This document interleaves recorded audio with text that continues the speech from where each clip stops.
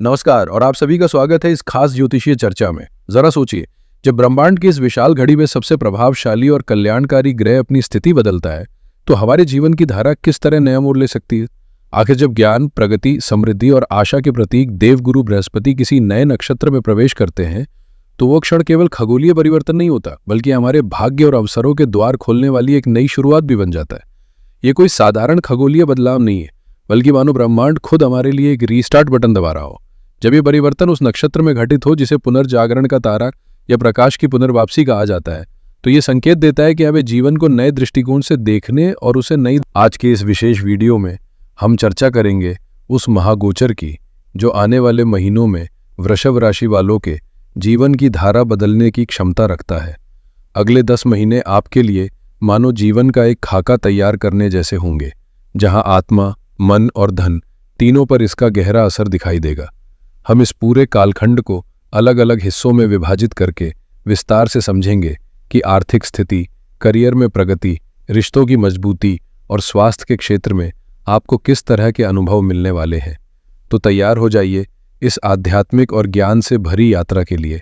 लेकिन आगे बढ़ने से पहले इस महागोचर को समझने के लिए हमें इसके 3 मुख्य स्तंभों को जानना होगा। ग्रह यानी देवगुरु बृहस्पति, नक्षत्र यानी पुनर्वसु, और वे राशियां मिथुन और कर्क जिनसे यह महत्वपूर्ण गोचर होकर गुजरेगा। दोस्तों, बृहस्पति को ज्योतिष में गुरु, मार्गदर्शक और ज्ञान के प्रतीक के रूप में माना जाता है। वे देवताओं के शिक्षक और जीवन में शुभ फलों के दाता हैं। उनकी ऊर्जा विवेक, प्रकाश और आध्यात्मिकता से जुड़ी हुई है। बृहस्पति का स्वभाव विस्तार देने वाला है।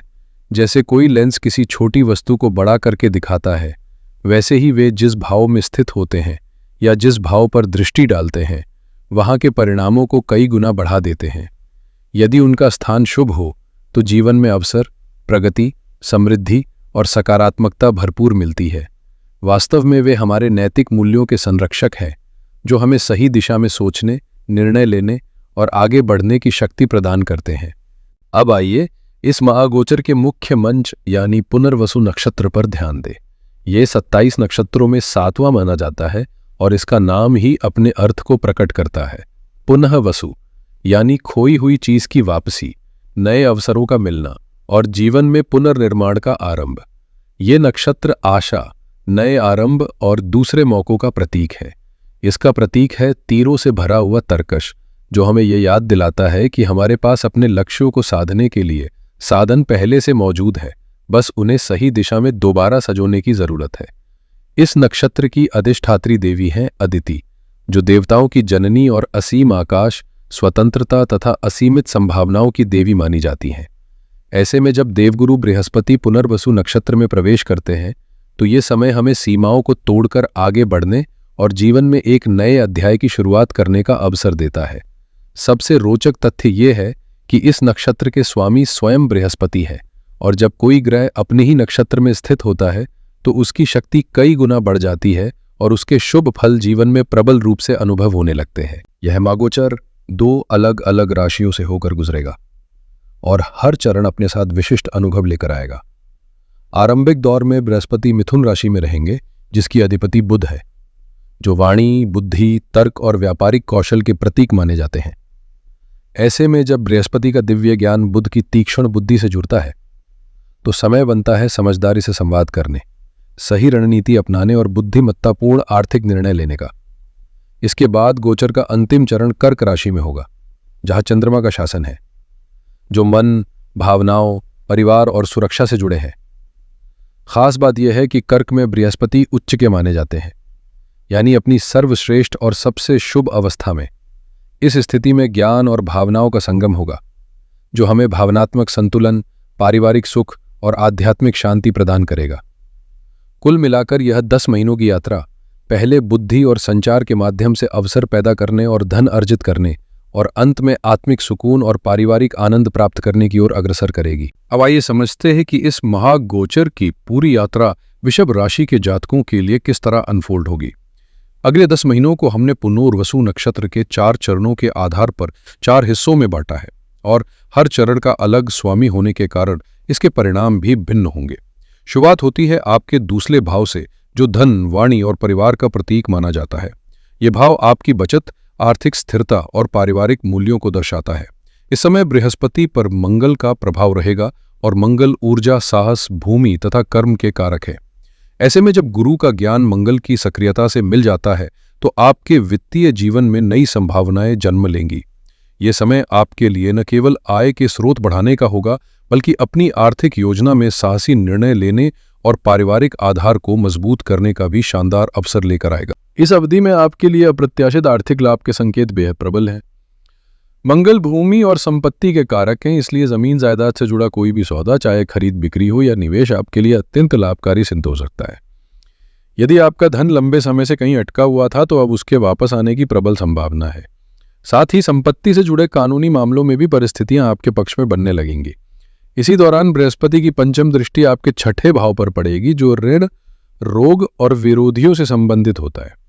गुरु की इस प्रभावशाली दृष्टि से आप न केवल शत्रुओं पर विजय प्राप्त करेंगे, बल्कि यदि आप प्रतियोगी परीक्षाओं की तैयारी कर रहे हैं, विशेषकर सेना, पुलिस या इंजीनियरिंग जैसे मंगल प्रधान क्षेत्रों में, तो सफलता की राह आपके लिए कहीं अधिक सुगम हो जाएगी। गुरु की शुभ नवम दृष्टि जब आपके दशम भाव पर पड़ेगी तो ये आपके करियर और कर्म क्षेत्र में नई ऊर्जा का संचार करेगी।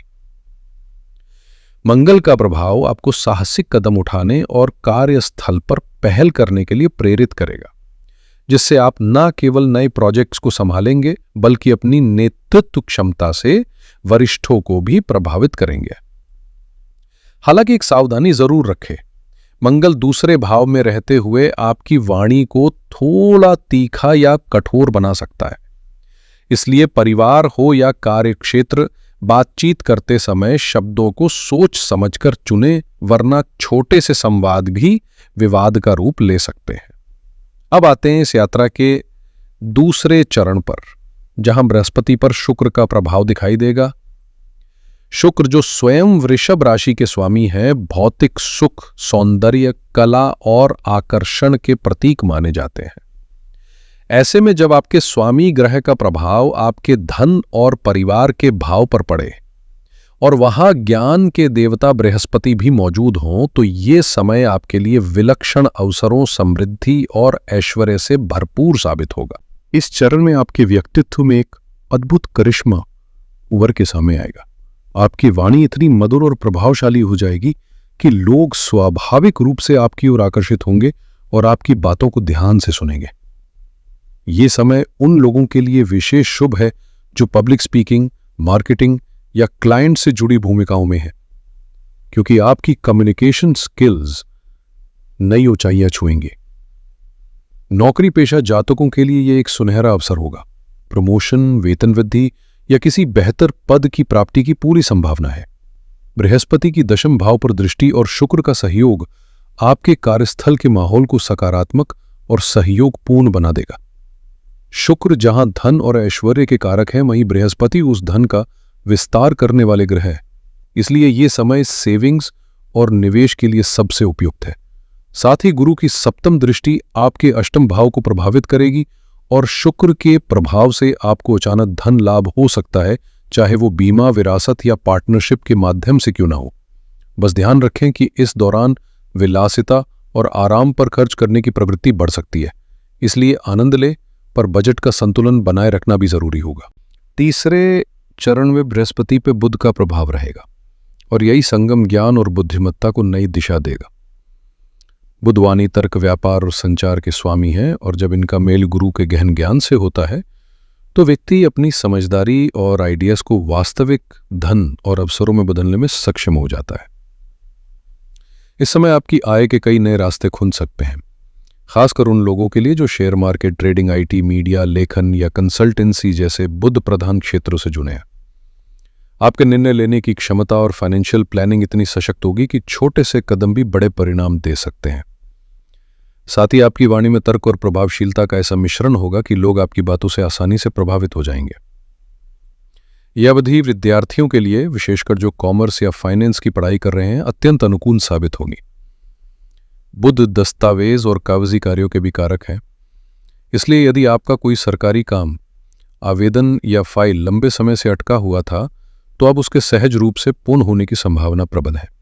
बस एक सावधानी जरूरी है, अत्यधिक विश्लेषण से बचें, क्योंकि ज्यादा सोच विचार निर्णय लेने की गति को धीमा कर सकता है। अब हम इस गोचर के सबसे प्रभावशाली और वरदान समान चरण में प्रवेश कर रहे हैं, जब बृहस्पति आपकी राशि के तीसरे भाव यानी कर्क में प्रवेश करेंगे। तीसरा भाव साहस, पराक्रम, संवाद और नगु यात्राओं का प्रतीक है। इस कालखंड में गुरु पर चंद्रमा का प्रभाव रहेगा, और चूंकि बृहस्पति कर्क राशि में उच्चा के माने जाते हैं, इसलिए यह समय आपके लिए मानो ब्रह्मांड की ओर से मिला कोई विशेष आशीर्वाद होगा। तीसरा भाव आपकी इच्छा शक्ति और पराक्रम का द्योतक है, और यहां उच्च के बृहस्पति का प्रवेश आपके उन सपनों को साकार करने की शक्ति देगा जिन्हें आपने वर्षों से संजो के रखा है। इस समय आपके भीतर गहरा आत्मविश्वास और अटूट साहस जागेगा। इस भाव से गुरु अपनी दृष्टि 3 महत्वपूर्ण स्थानों पर डालेंगे। उनकी पंचम दृष्टि 7वें भाव पर होगी, जिससे विवाह योग्य जातकों के लिए यह श्रेष्ठ समय सिद्ध होगा, और व्यावसायिक साझेदारियों के लिए भी अनुकूल परिस्थितियां बनेंगी। सप्तम दृष्टि 9वें भाव को प्रभावित करेगी, जो भाग्य और धर्म का स्थान है, और इसका अर्थ है कि आपके साहसिक कदमों में किस्मत पूरी तरह साथ देगी। ये कालखंड उच्च शिक्षा प्राप्त करने, शोध कार्य और विदेश यात्राओं के लिए अत्यंत लाभकारी होगा। वही गुरु की 9वीं दृष्टि 11वें भाव पर पड़ेगी, जो आय और लाभ का प्रतीक है, और इसके परिणाम स्वरूप न केवल आपकी आमदनी में उल्लेखनीय वृद्धि होगी, बल्कि आपका सामाजिक दायरा भी विस्तृत होगा तथा प्रभावशाली व्यक्तियों का सहयोग मिलने लगेगा। कुल मिलाकर यह समय आपके सपनों को वास्तविकता में बदलने और जीवन में ऊंचाई हासिल करने का स्वर्णिम अवसर है। तो वृषभ राशि के मित्रों, आपने समझा कि आने वाले ये 10 महीने आपके जीवन की दिशा को कितना सकारात्मक और फलदायी बना सकते हैं। यदि आप इस ब्रह्मांडीय शक्ति का पूरा लाभ लेना चाहते हैं और देवगुरु बृहस्पति की कृपा को निरंतर अपने जीवन में बनाए रखना चाहते हैं, तो कुछ सरल किंतु प्रभावी उपाय अवश्य अपनाएं। सबसे पहले अपने जीवन के सभी गुरुओं, चाहे वे आपके शिक्षक हों, माता पिता हों या जीवन के किसी भी चरण पर मार्गदर्शन देने वाले व्यक्ति का आदर और आशीर्वाद लेना कभी न भूलें, क्योंकि गुरु के प्रति सम्मान ही बृहस्पति को प्रसन्न करता है। दूसरा उपाय यह है कि हर गुरुवार पीले वस्त्र धारण करने का प्रयास करें, और यदि ऐसा संभव न हो तो कम से कम एक पीला रूमाल अपने पास रखें। साथ ही प्रतिदिन स्नान के बाद अपनी नाभि और माथे पर हल्दी या केसर का तिलक लगाएं, जिससे सकारात्मक ऊर्जा आपके चारों ओर बनी रहे और बृहस्पति की दिव्य कृपा आप पर निरंतर बरसती रहे। तीसरा उपाय है प्रतिदिन, विशेषकर गुरुवार के दिन, ओम ग्रां ग्रीं ग्रौम सह गुरवे नमः मंत्र का 108 बार जप करना। यह मंत्र आपके चारों ओर एक अदृश्य सुरक्षा कवच रचता है और जीवन में सकारात्मकता को आकर्षित करता है। चौथा उपाय यह है कि गुरुवार को किसी मंदिर में चने की दाल और गुड़ का दान करें। साथ ही किसी जरूरतमंद विद्यार्थी को पढ़ाई से जुड़ी वस्तुएं भेंट करें। वास्तव में यह पूरा गोचर एक आध्यात्मिक गुरु की भांति कार्य करता है।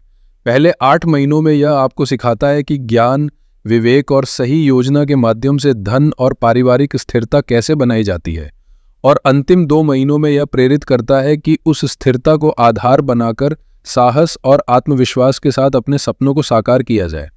यह यात्रा आत्मनिर्भरता से आत्मविश्वास और आत्मविश्वास से पूर्ण सफलता तक ले जाने वाली है। मुझे विश्वास है कि यह विस्तृत ज्योतिषीय विवेचन आपके आने वाले 10 महीनों की योजनाओं को दिशा देने में सहायक सिद्ध होगा। ईश्वर से मेरी प्रार्थना है कि देवगुरु बृहस्पति की कृपा आपके जीवन में ज्ञान का प्रकाश, आर्थिक संपन्नता, सामाजिक प्रतिष्ठा और असीम आनंद लेकर आए। यदि यह जानकारी आपके लिए उपयोगी रही हो तो इसे लाइक करें और अपने वृषभ राशि के मित्रों व परिवारजनों तक अवश्य पहुंचाएं, ताकि वे भी इसका लाभ प्राप्त कर सकें। इसी प्रकार की और गहन ज्योतिषीय जानकारियों के लिए हमारे चैनल से जुड़े रहें और सब्सक्राइब करना न भूलें। अंत में आप सभी के जीवन में मंगल और सुख समृद्धि की कामना करता हूँ। ओम ब्रिंग बृहस्पते नमः।